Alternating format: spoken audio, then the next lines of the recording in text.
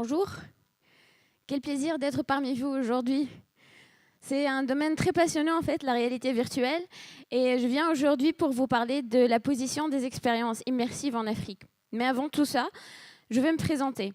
Je m'appelle Cham Adama, je suis une développeuse de jeux vidéo qui travaille dans ce domaine depuis à peu près 5 ans dans une boîte de développement de jeux vidéo basée en Tunisie. Est-ce que quelqu'un connaît la Tunisie?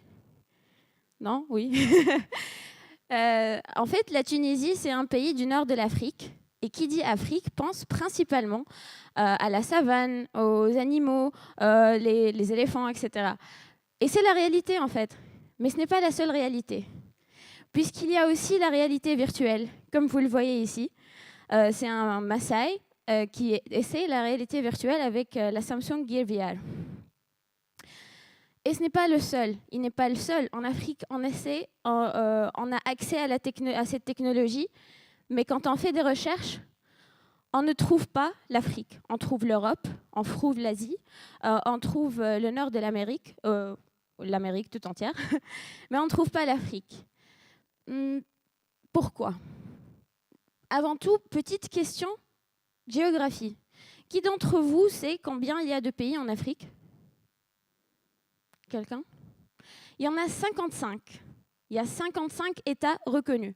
Et je peux vous assurer qu'il y en a autant qui font dans la réalité virtuelle. Parce que la réalité virtuelle est assez accessible.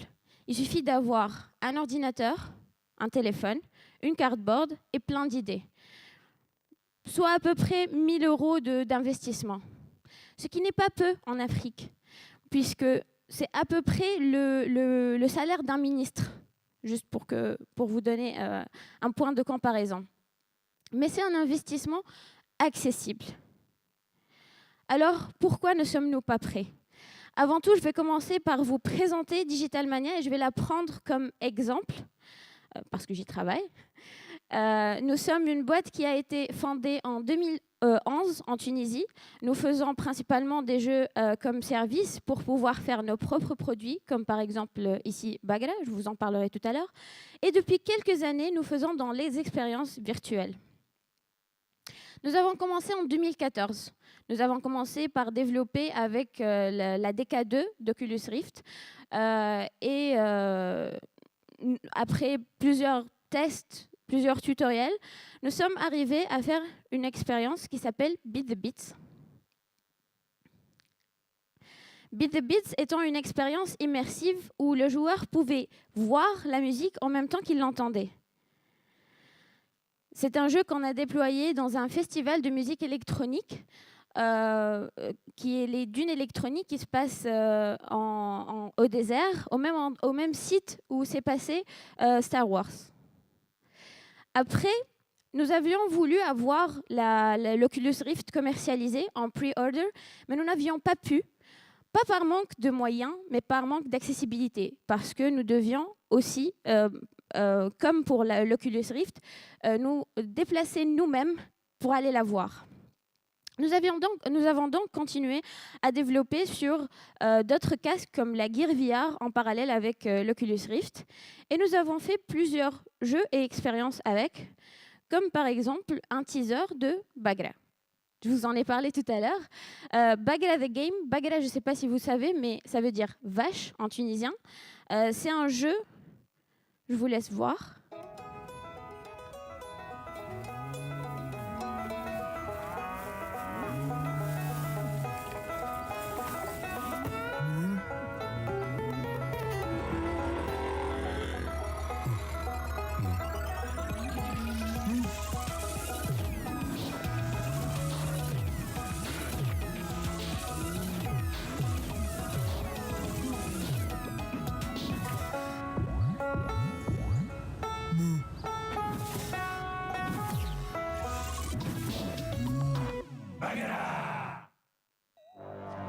Voilà. Bagra, en fait, c'est un jeu que nous avons développé. Je ne sais pas si on peut remettre la vidéo. Voilà.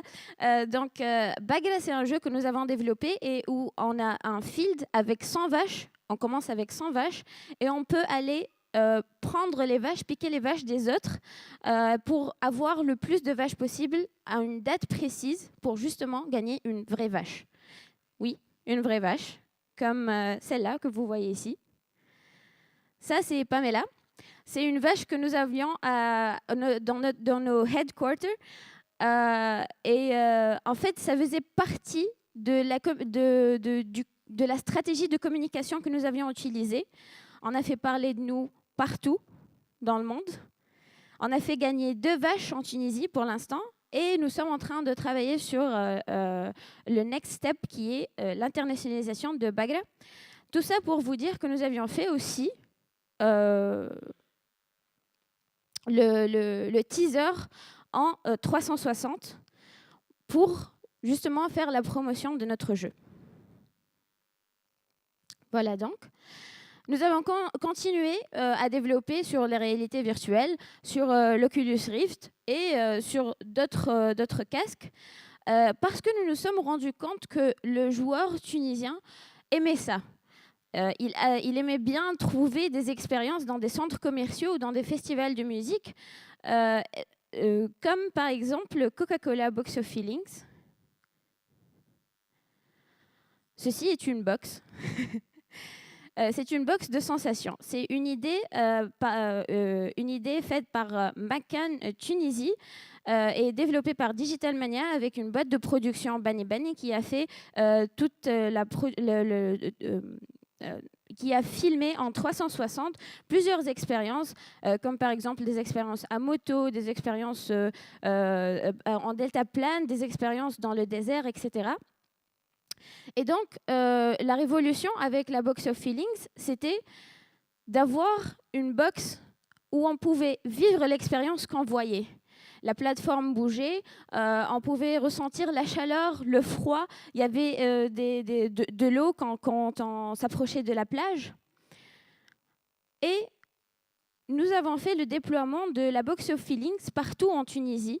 Nous avons fait tester la Box of Feelings dans l'équivalent des Champs-Élysées en Tunisie pendant les JCC, les Journées cinématographiques de Carthage, soit 60 000 personnes sont passées par la box. Nous avons aussi fait le déploiement au Maroc et en Algérie. Depuis, nous avons toute une cellule qui ne travaille que sur la réalité virtuelle. Et nous faisons nos propres expériences ou des expériences que nous développons pour des marques. Le dernier en date, parce qu'on en a fait une vingtaine, le dernier est Carthage. Est-ce que vous connaissez Carthage ? C'est bien. Ceci est la reconstitution de Carthage punique avant l'invasion romaine, puisque quand la Rome a envahi Carthage, elle a tout brûlé. D'où le terme des terres brûlées. Nous avons fait plusieurs recherches, nous avons travaillé avec plusieurs historiens pour avoir un rendu fidèle à la réalité. Et je vous invite à tester, puisque nous avons les expériences ici, à Virtuality, dans notre stand. Comme vous pouvez le voir. C'est assez fidèle. Pour l'instant, nous sommes encore en cours de prototypage. Nous avons passé 4 mois pour avoir le rendu que vous voyez ici.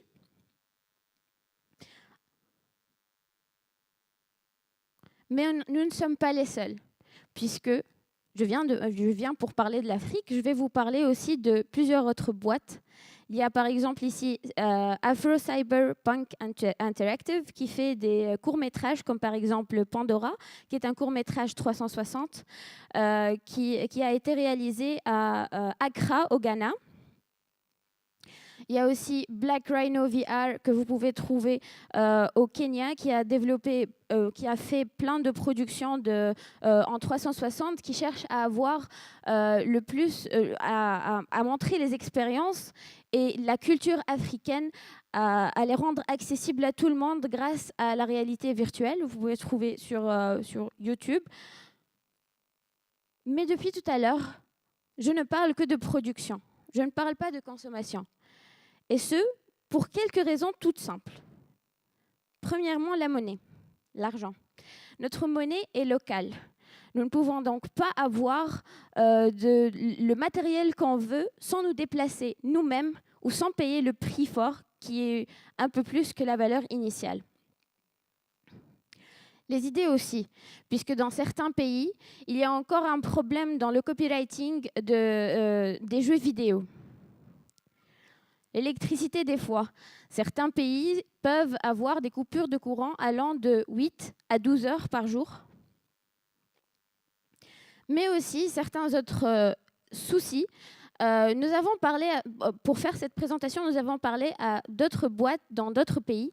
Nous avons eu leur feedback qui est que, par exemple, il y a certains clients qui ne peuvent pas connaître la force de la réalité virtuelle.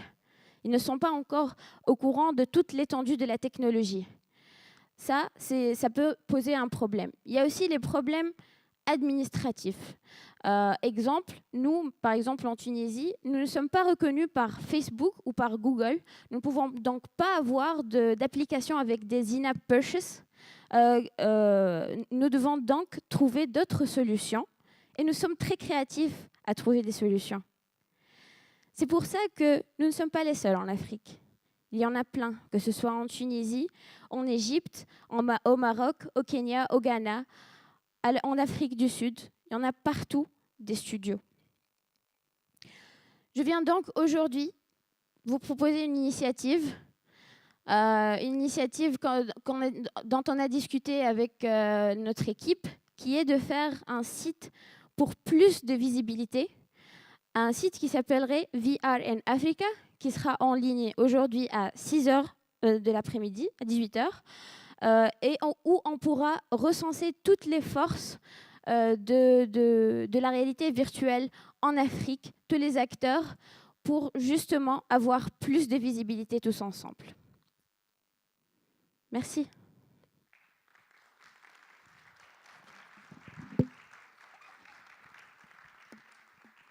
Est-ce qu'on a des questions? Oui.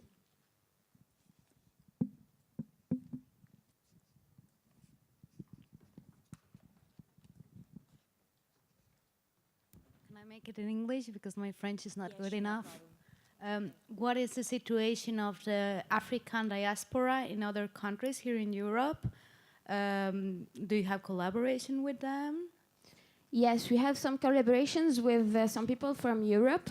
We develop for other companies in Europe. And we work with various companies. I don't know if I answered your question. Either we give content or we have partnership with them. We work with European markets. Est-ce qu'on a d'autres questions? Eh ben, je vous remercie beaucoup et je remercie Shema. Bonne journée. Merci.